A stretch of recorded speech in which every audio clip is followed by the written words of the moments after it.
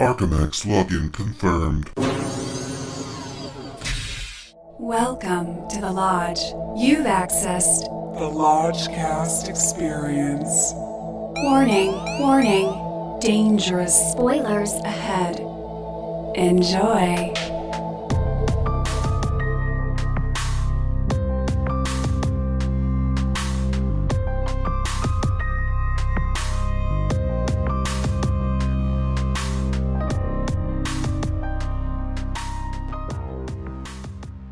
Episode 36? Replicas. Hello and welcome to another edition of the Lodgecast. I'm your Lodge Master. With me as always is Brother Bishki. Good evening. And Brother Lucas. Hello there. And tonight our special, beautiful, timeless beauty, beautiful guest, the Lodge Mistress Millie. My pleasure. The pleasure is definitely ours. We are coming to you from a bold new AMC. We are in Monterey Park, California. The Atlantic Times Square.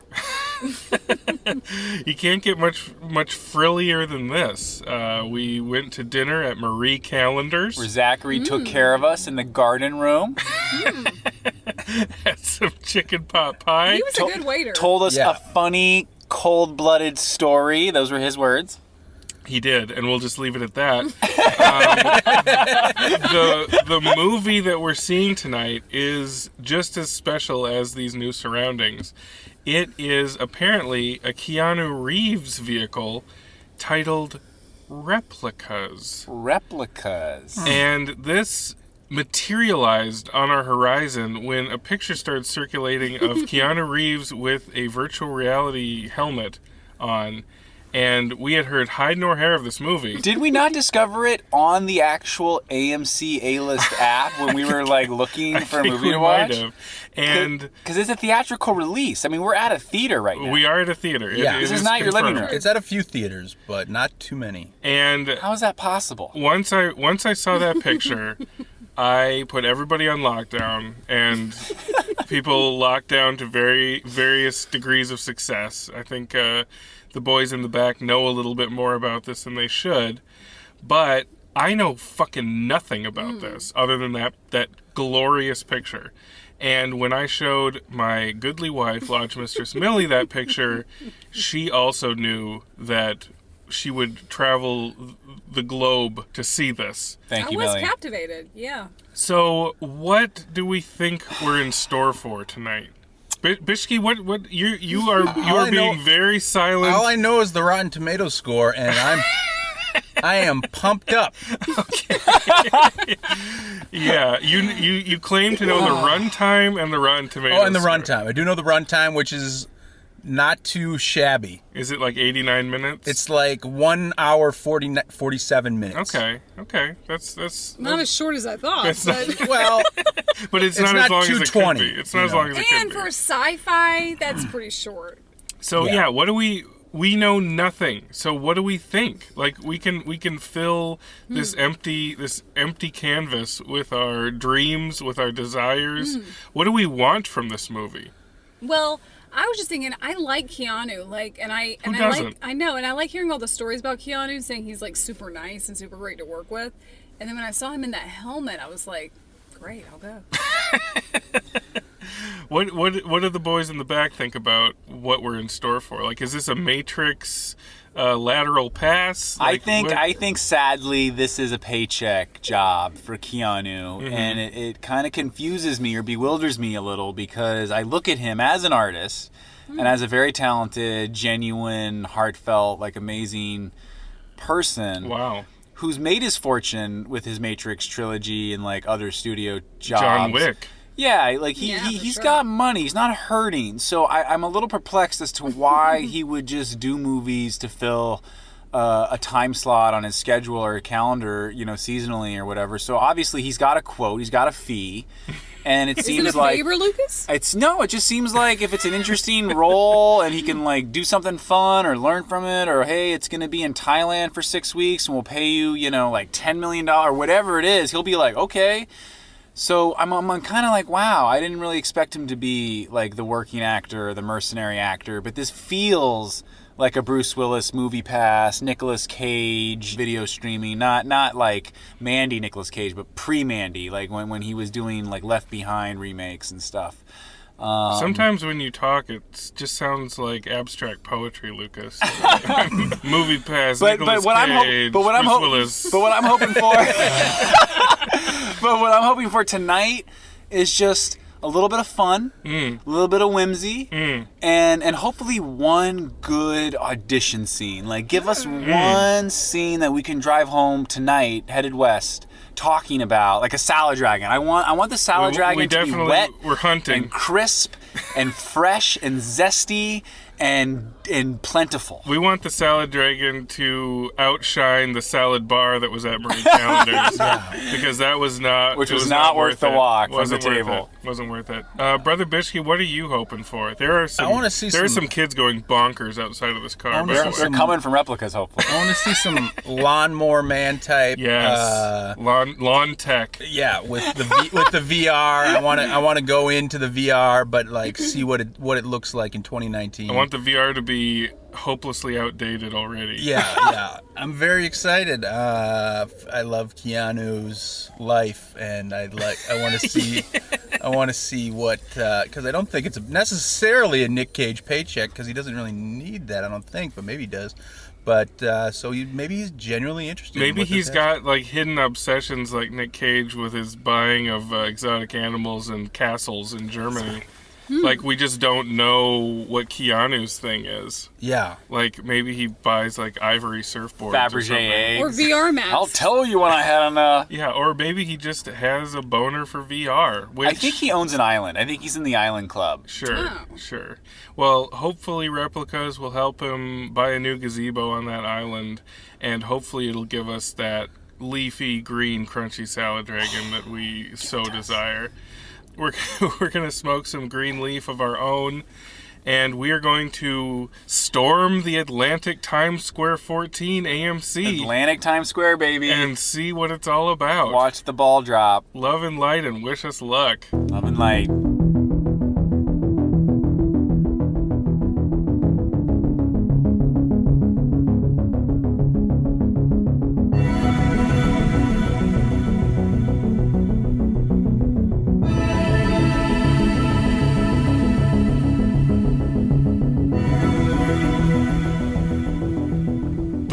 Mapping sequence. We got replicated, y'all. I don't in a million years I would have never guessed that was what Replicas was. I had no clue. There's surprises around every turn.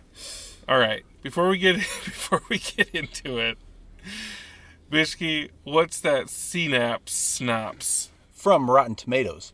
After a car accident kills his family, a daring synthetic biologist, Keanu Reeves, will stop at nothing to bring them back, even if it means pitting himself against a government-controlled laboratory, a police task force, and the physical laws of science. A lot of adversary. A lot of BS in there. Now, I would call him a hard-charging scientist. This is pretty hard-charging. The police force consisted of like 2 goons. Okay, so there are like 5 people in this movie. Yeah. There are not a lot of characters.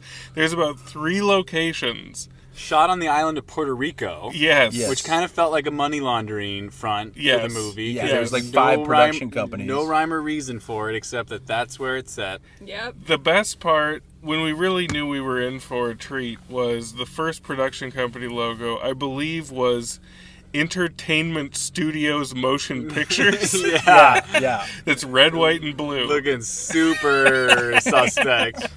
Followed by like 8 more animated logos of varying quality.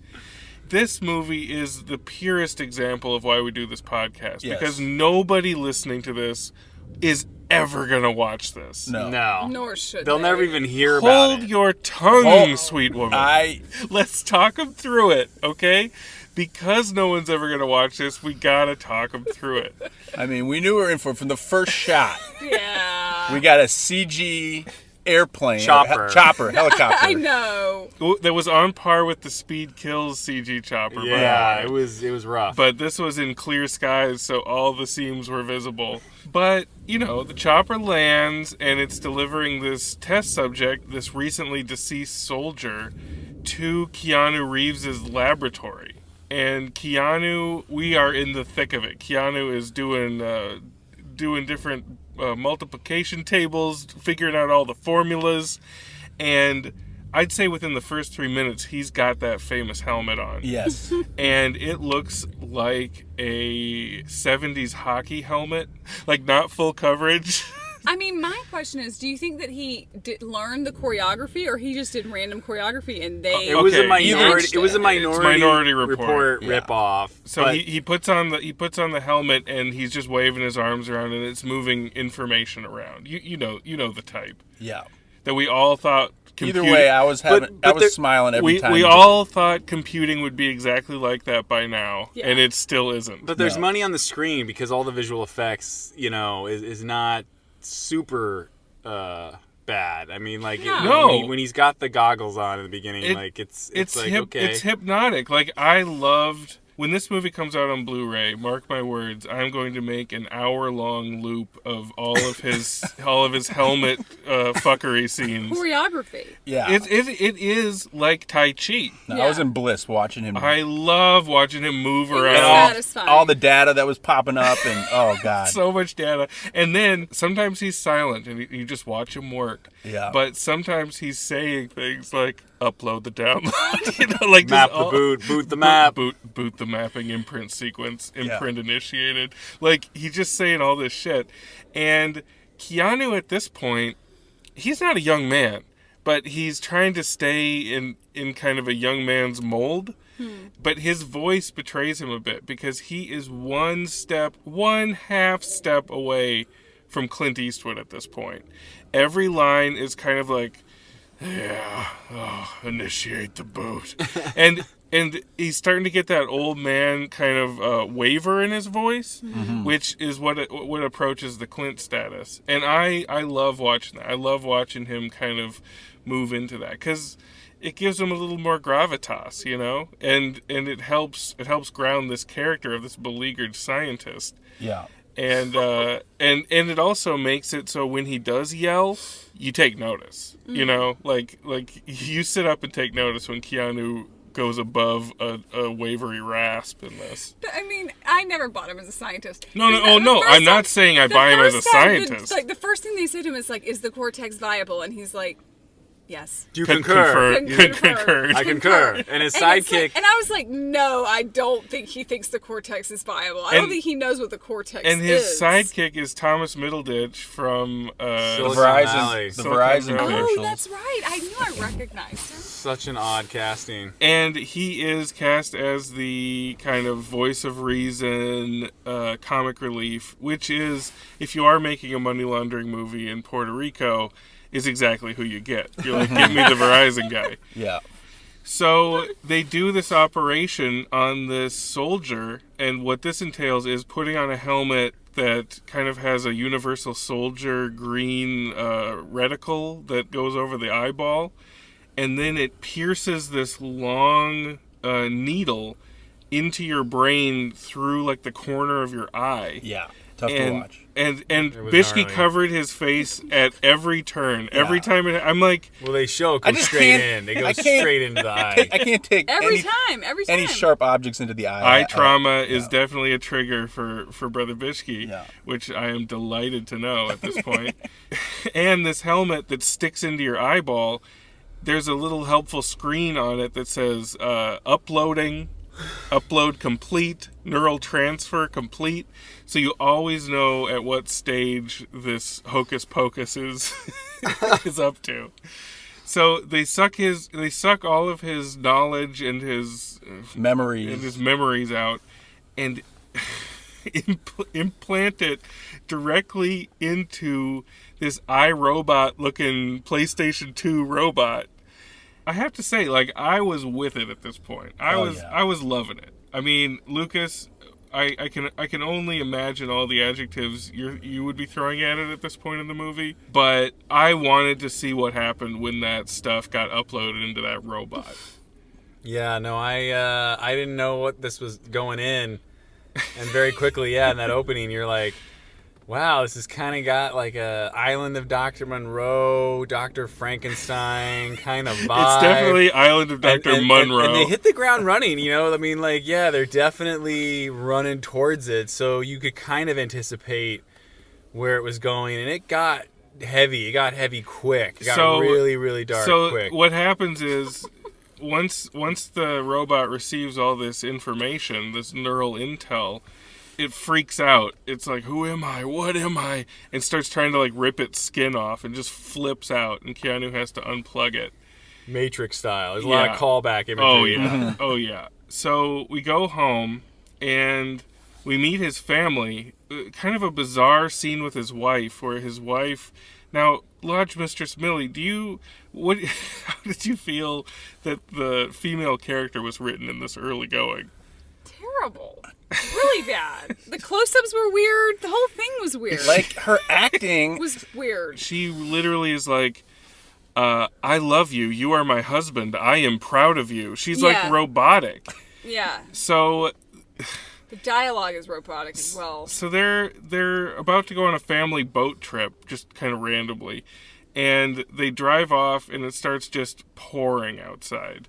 And Keanu is not concerned in the least, even though you can't see anything out the windshield. So dangerous. It is so dangerous. And his wife's like, maybe we should pull over. And he's like, nah. And then they almost do a head-on with a semi. And Keanu keeps going.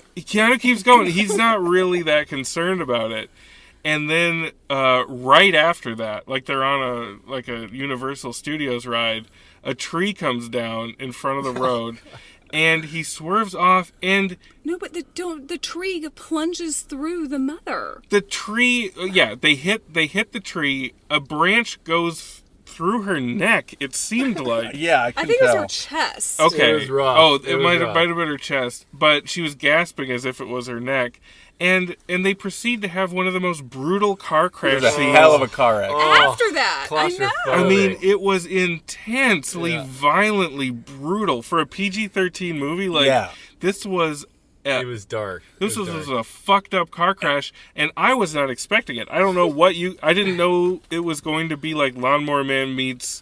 Hideaway meets Pet Cemetery. Mm-hmm. They have this car crash. His whole family dies. And he just lays the bodies and out. There's a beat like for each one. Yeah. Where, you let it sink in. God. Like he goes there. He drags them all onto the shore, and the rain's just pouring down, and he's just like, no for like a second, and then he's got ideas. Yeah, and then he's like, oh shit, these brains are viable.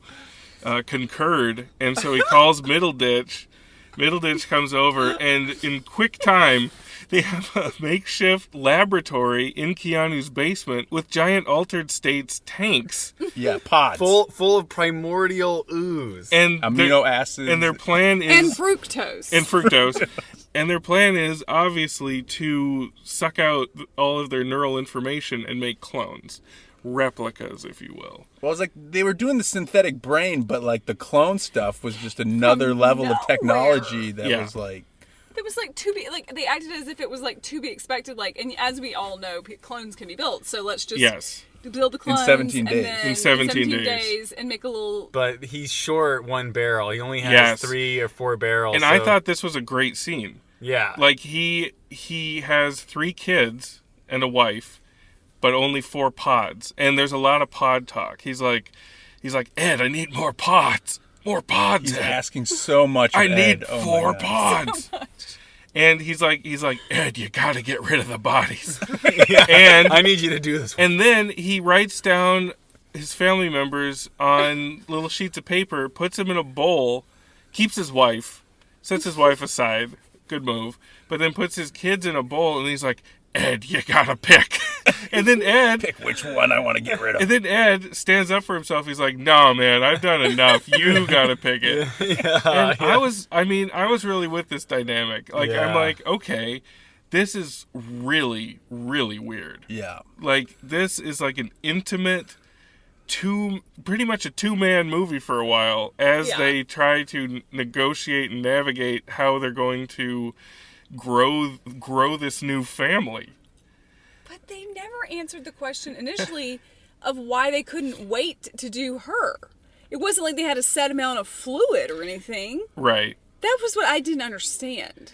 Well, They just didn't have the pod. they didn't have the pot. But it's like, who cares? They were very obsessed with growing them all at the exact same time. And that was, I didn't know why. Bringing them back to life at the same time. Yeah. It is what it is. There's probably other questions as well. Okay, so all the while he's missing work, and his boss at work kind of figures into it. He's like the only other character in the movie, and his boss at work is like, we need to get that robot experiment to work, or else they're gonna pull our funding. So that's constantly happening, and the whole time we're just like, get the fucking family grown. Like, I want to see what happens when the family comes back. Yeah. We kind of spend a lot of time waiting for them to grow. Yeah, I mean, so much time that he has time to text his family members' like all of his the computers of his family members and the cell phones of his family members he gets into, and particularly his daughter had a bae named Juan, and Juan's like, "What's up, man? Where are you?" Yeah, my family's out of town. You want to come over? So he's trying to keep him alive on social. I really like that. Like when he boots his phone back up, and it's like, it just goes nuts. It's like 144 messages. And you just see Keanu look at it, and he's like, whoa, really? Huh? Like, it's great. And then, texting back Juan, and he's like, he writes, I'm grounded, I can't. And then Juan's like, for how long? And then he's like, until I'm 18. That was a big laugh moment that Millie put her head in her hands. Yeah, there was a lot of the humor in it. The humor of little what there was not. It wasn't sharp. Didn't land. No. But I was happy that it was there, because imagine if this was just a completely dour. Like, he does a lot of grieving over Zoe, the kid that he didn't have a pod for. And I didn't need to see any more grieving. Like, you gotta cut the grieving with some sort of attempt at humor every once in a while. And I like that they attempted it. And the crowd that we were with, small crowd, but very vocal. Like, Very vocal. I don't know what they were talking throughout about something. Maybe they all had theories about how to actually pursue some of these scientific experiments. Or maybe they were all just drunk. I don't know. But let's skip ahead to 17 days, where his family emerges from the goo, and I mean, I'm on the edge of my seat. Like when they come alive, because I'm just like, what is this gonna be? Yeah. This wife couldn't act from the start. Like, Yes. how is she gonna act when she has to play like a weird replica of herself, and then She comes into her own. Like, Yeah. I really like her performance from when she comes back to life until about when she realizes that she's a replicant is great. I thought it was great too. She cries a lot, but it's real believable. It's real soulful. But when the family comes back, he has to do a lot more helmet mumbo jumbo with them. But when they fully come back, he goes to bed with his sleeping wife. He wakes up and she's not beside him anymore. And that's a great, that's just a great setup, because you're right there with him. You're like, holy shit. like his wife could be the Terminator. She like, could running be around. Eve of Destruction, Yeah. just like blowing everything up. But he goes down, and I liked how this was handled too. He goes down to the kitchen, and his wife's like super like, go get him. She's like, I'm going to go for a run.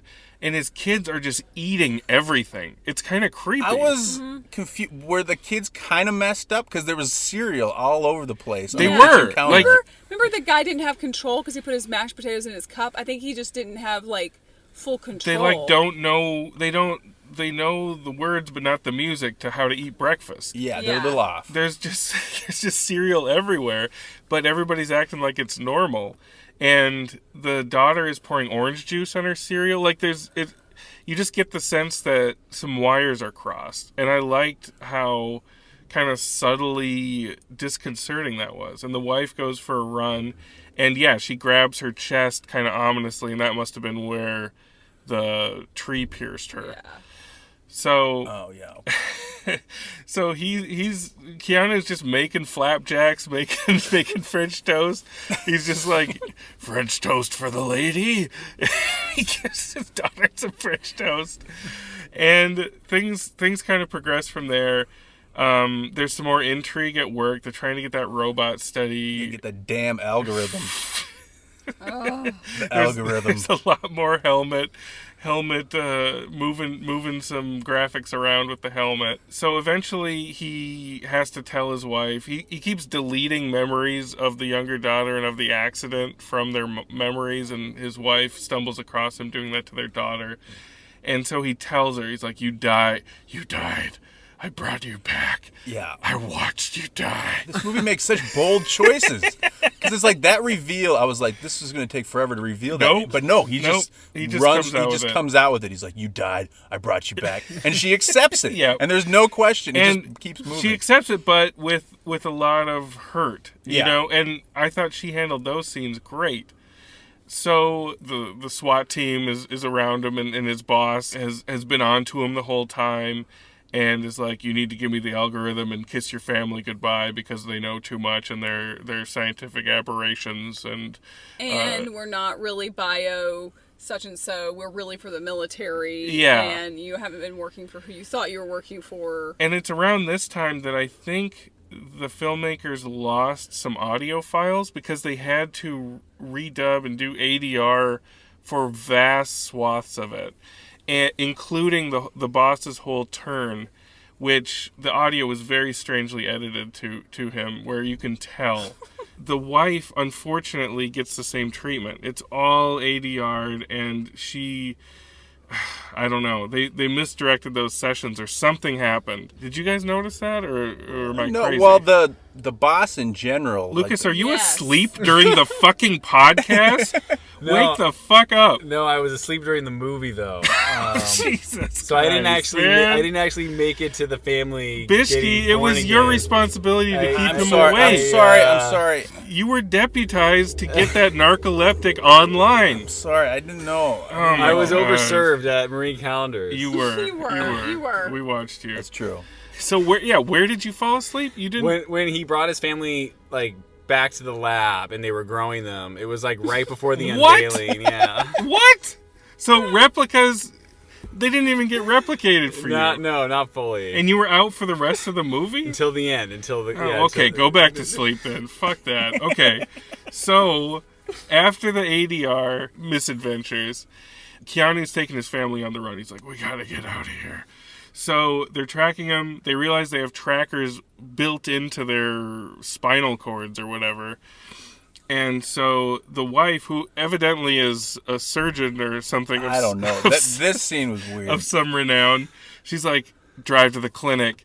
So they all go to the clinic. They use, what are those? Defibrillators. Defibrillator zappers to get the trackers to turn off. And they hilariously turn off on the SWAT team's tracking. Yeah, that whole thing could iPad. have been cut. Like, Yeah, just cut all... Like, the most interesting part...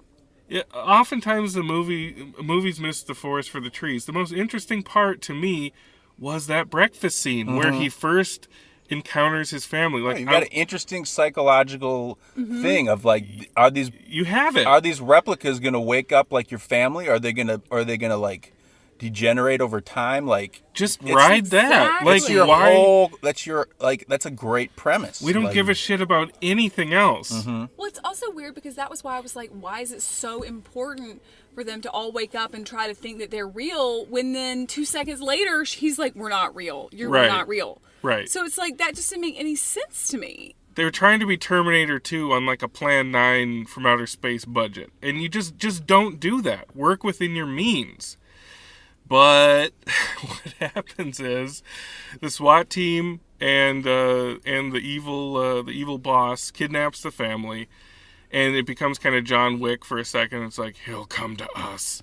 And he does come to them. He ends up putting on the helmet taken his own neural information and putting it into the robot so that the robot, who is now Keanu cloned, can come save the day and beat the shit out of everybody. And that is, I think, the salad dragon. I think that's the salad dragon. An earlier contender is, and I felt it the second he walked into the bathroom. Keanu goes into this bathroom stall. Yeah. He sits down in the handicap stall, puts on the helmet. His boss comes in, again, very bad ADR dub job. He's like, "Hi, Bill." It's like, "Hi, Bill. We need to figure out that experiment, and quick, or we'll lose our funding." He's like, "Bill, are you in there?" "Bill, are you in there?" And Keanu's like, "Yeah, I'm doing okay." And he's sitting on the toilet with this fucking helmet on, and he waits for his boss to leave, and he puts the helmet on. It plunges the needle into his eye, and he just has one of those hilarious screaming in a VR helmet shots. Yeah. And it's Keanu, and he's sitting on a toilet, and it's wonderful. But I think for the culmination, the true salad dragon has to be when he uploads his mind into that PS2 looking robot. And the animation it looked kind of stop motion, which I kind of liked. Mm-hmm. They were definitely looking to the Terminator for a lot of inspiration here, and I liked that effect. It's funny as hell. Yeah. But I liked it. So yeah, and he's throwing the Stooges around. He's just throwing them around, beating everybody up. And then when Keanu's talking to himself as the robot, and they're trying to decide what to do, like, that is hilarious. Yeah. He's like, "You gotta stay here." And I was so confused. I was like, why does he gotta stay? Yeah, and then the robot's like, "I'll take care of it." It's still Keanu's voice, but slightly robotic. So what the fuck happens then? Keanu scrams with his family to a beach, and then the robot sucks the brain out of the boss and clones the boss. So Keanu, the real Keanu's on the beach, and he somehow got his little daughter back, Zoe. Cloned her, uploaded her consciousness, and got her back. And then that family is we put a bow on it, and they're fine. Yeah. But they haven't worked out all the kinks, so I don't know why that's a happy ending for them. But anyway, so we go to Dubai suddenly with a nice Dubai music cue. The boss is there. They wheel in this ancient man who doesn't have any lines, who was probably a financial benefactor of some sort for the movie. And this is where it kind of feels like Get Out a little bit, because this old man wants to be put into a younger body or be cloned or whatever. They wheel this old guy into this giant office building overlooking Dubai, and the Keanu robot has a suit on that looks like a John Wick suit. And he's like, "Are you ready, Bill?" And then Robo Keanu turns around and is like, "Initiate mapping sequence." Or something to that effect. And then it's fucking over. And I don't know what you're supposed to feel. I don't know what you're supposed to feel at the end. But Keanu's name comes up pretty quickly as a producer. Yeah. So he believed in this. He believed in that helmet. He probably put that helmet on, meditated in it, and really came to the conclusion that this was the kind of movie he wanted to do. I think he maybe read the script and was like, "This has got a lot of ideas in it," because it does. It does. It has a ton of ideas. A ton of ideas, ton of influences, and ton of you don't know. I was on the edge of my seat a lot. I was like, "Where is this going?" Because I didn't know what they were going to do next. And a lot of this comes from having not seen any trailers or promotional materials. Like we don't know. We don't vaguely remember, Cyberdyne Systems Laboratories exploding in the trailer, so we don't, in the back of our minds, think, "Oh, well, the laboratory is going to explode." So it was thrilling to not know that. And I think on paper, this movie probably looks pretty great. It's just some of the execution was very bizarre. Yeah. And just having Keanu in that helmet is very bizarre. Like, you can't watch this movie with a straight face completely. Yeah, I mean, they could have, with some tweaks, made it a full comedy, like a multiplicity. Oh, easily. Or like, easily. And should have. Yeah. Well, let's go to these bones.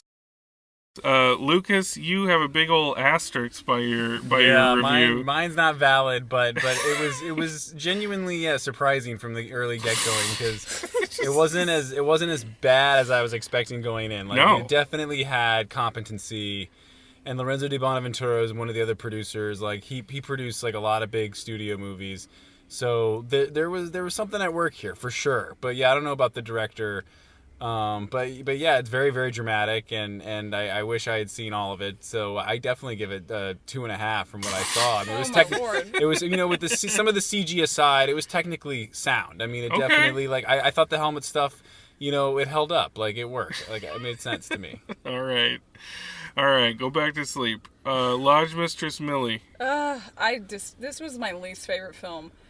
Jesus. Really? Yeah, it just I There's thought it no was all female over characters really. Probably there, but it's just all over the place. Like nothing added up. There was like so many ideas. Like the reason why it was like genuinely shocking is because they never developed stuff. They just threw stuff out there. It was all so simplistic. It was a page out of Tyler Perry's research. It was Tyler Perry. It was Tyler Perry-esque. It was just like very basic stuff. I agree with you on the Tyler Perry research. That's what I said. I know, but you were using a tone that I don't like you speaking about Tyler Perry in. Well, and I need you love to be Tyler Perry. Thank you. Okay. I'm just saying. I need you to be gentle. And I respect Tyler Perry. But this did remind me of the Gale Force Wind battery from Tyler Perry's. About. I just want you to soften your tone when talking about Mr. Perry. Tyler Perry does neuroscience. It's amazing.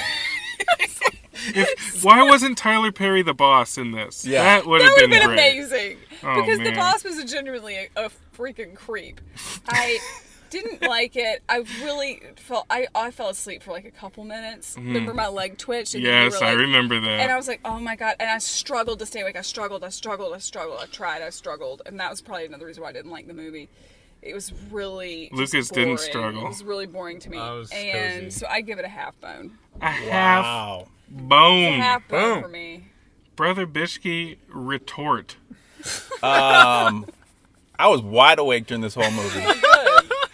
And for most of it, I was on the edge of my seat. Yeah. Smiling, watching Keanu move his hands around that digital world. The Archimax. It was Archimax-esque. I did not know what was going to happen next, and the filmmaker just kept making bold choices. Like every 10 minutes, there was like just crazy plot twists, which I laud because filmmaking wise and like acting and writing, it's not that good. But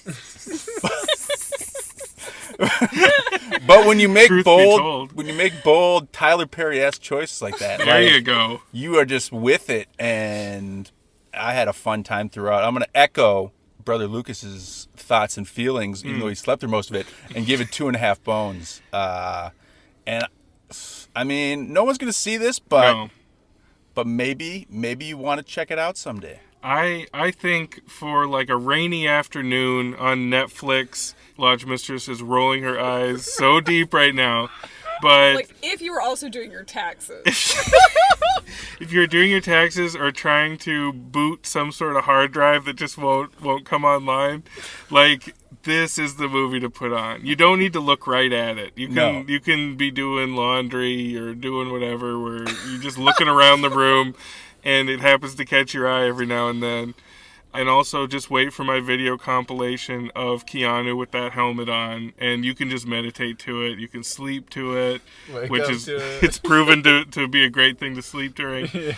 I agree, Brother Lucas. I mean, in his sleepy master wisdom, really hit the nail on the head with the bone count. I don't know how he did it. He's so efficient. He knows what a movie is before he falls asleep. It's a 2.5 bone picture. I was at 3 bones for a while. When I think if we could do our When he pulls all the bodies out and lines them up, I mean that there's not a dry eye in the house. Intense. Yeah. And if I wish we could all have readouts of where our bone counts were throughout, because when we hit that morning after scene in the kitchen, You know, I was at 3. I was at a solid 3. Right there firm, with you. Right there with firm 3. And I'm like, if you continue down this path, Replicas, you might have a solid calcium-rich 3 bones. But it got too techno-thriller after that for my taste. Yeah. But I gave it 2.5. It was way better than I ever could have expected, and it defies the 12% fresh on Rotten Tomatoes. Yeah. The 40% That's audience a rating. little harsh. It's already underrated. It's already underrated. Yeah, it's Yeah. got nowhere to go but to gain a small following on video release or whatever. Small but dedicated. I think this is going to have its fans. I'm not part of that. You don't have to be. You don't have to be. Keanu tried to win over your heart, and he just couldn't quite do it.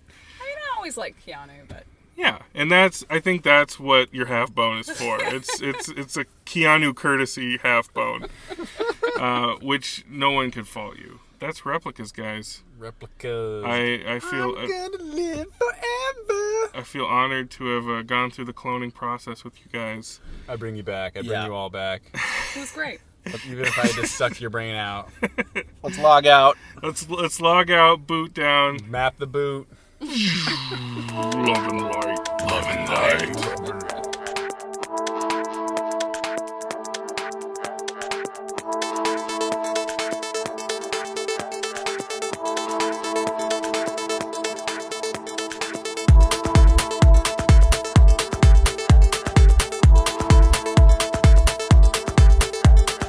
I love Keanu's life.